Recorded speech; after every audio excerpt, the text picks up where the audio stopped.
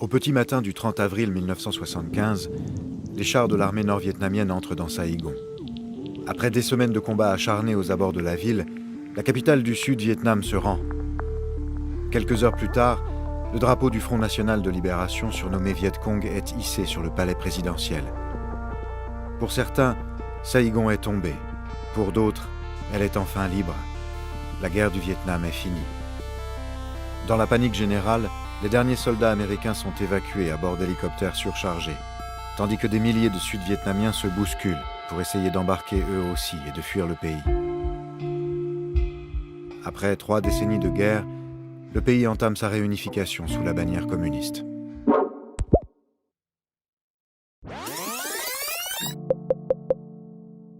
Au lendemain de la Seconde Guerre mondiale, le leader communiste vietnamien Ho Chi Minh revendique l'indépendance de son pays.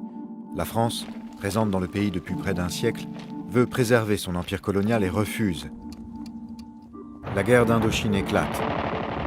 Elle durera 8 ans, jusqu'à ce qu'en 1954, l'armée française soit battue à Dien Bien Phu. À l'image des 2 superpuissances hostiles qui se font face sur la scène internationale, le Vietnam est alors partagé en 2 territoires. Au nord, un régime communiste sous influence soviétique. Au sud, un régime autoritaire soutenu par les Américains. La paix est fragile, des tensions de plus en plus graves éclatent entre le nord et le sud. En 1960, les réseaux communistes s'organisent pour former le Front national de libération. Leur objectif, appeler tous les Vietnamiens à l'insurrection et réunifier le pays. La progression du communisme au Vietnam inquiète les États-Unis, qui redoutent une chute en cascade des derniers régimes pro-occidentaux de la région.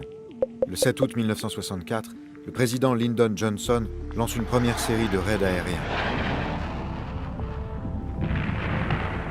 Moins d'1 an plus tard, 200 000 marines débarquent sur le territoire pour soutenir leurs alliés sud-vietnamiens. Nous sommes ici pour permettre aux Vietnamiens de vivre sous un régime qu'ils auront librement choisi.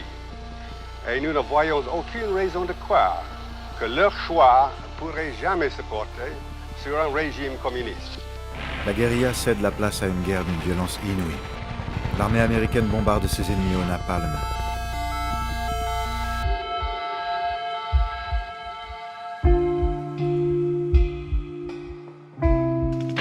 Mais le Front national de libération ne cède pas, notamment grâce à l'aide de matériel de l'URSS et de la Chine.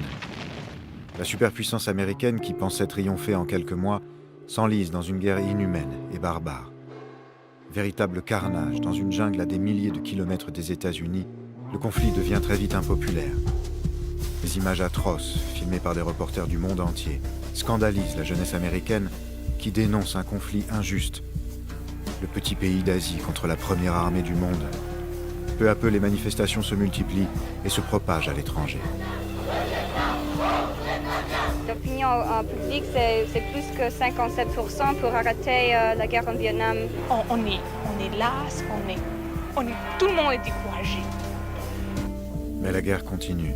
En 1968, alors que plus de 500 000 marines sont présents dans le pays, l'offensive du Tet marque pourtant un tournant décisif. En janvier 1968, alors que commence le Tet, la trêve du Nouvel An, les Nord-Vietnamiens lancent une offensive brutale, prenant leurs adversaires par surprise. Les communistes ne parviennent pas à faire tomber le régime, mais le choc de l'offensive est considérable. L'opinion américaine comprend que la guerre est loin d'être gagnée, contrairement à ce que le gouvernement américain ne cesse d'affirmer. Le président Johnson, discrédité, annonce qu'il ne se représentera pas et engage l'ouverture des négociations. En janvier 1973, les accords de Paris marquent la fin officielle de l'intervention militaire américaine. Pour l'Amérique, les accords de Paris signifient avant tout la fin de son engagement et le retour de ses prisonniers. Rien ne garantit que le cessez-le-feu tiendra.